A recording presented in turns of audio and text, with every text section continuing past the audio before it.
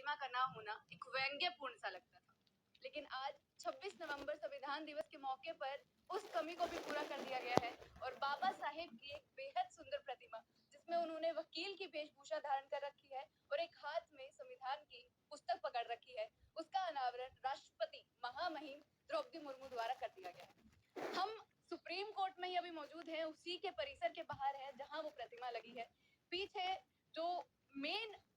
Building है उसके सामने ही बाबा साहेब की प्रतिमा का अनावरण आज संविधान दिवस के मौके पर कर दिया गया है और इन्हीं सब पर बातचीत करने के लिए कि कितना बेहद खुशी का मौका आज है, कितना ऐतिहासिक पल है। सत्य प्रकाश गौतम जी हमारे साथ हैं, सुप्रीम कोर्ट के वकील हैं। आज इनके प्रयासों से ही शायद ये सारी चीजें सफल हो पाई हैं। सर, कैसा महसूस हो रहा है? देखिए, महसूस तो ऐसा हो रहा है कि लगता है कि हम जमीन पर नहीं है, क्योंकि बाबा साहब की प्रतिमा जो लगभग 75 साल बाद, या नहीं 75 नहीं, मैं कहूंगा कि 200 साल बाद, 200 साल बाद, क्योंकि सुप्रीम कोर्ट की जो स्थापना है वो 1881 के आसपास हुई है और उससे पहले प्रोविजन हुए हैं। परंतु बाबा साहब डॉक्टर भीमराव अम्बेडकर साहब का जो संविधान है वो 26 नवंबर 1949 को जब लागू हुआ, तो आज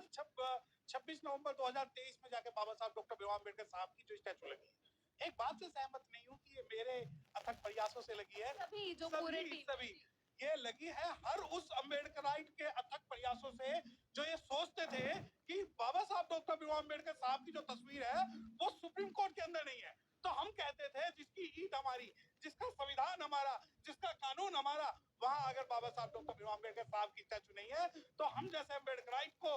कोई अधिकार नहीं है कुछ भी बोलने का।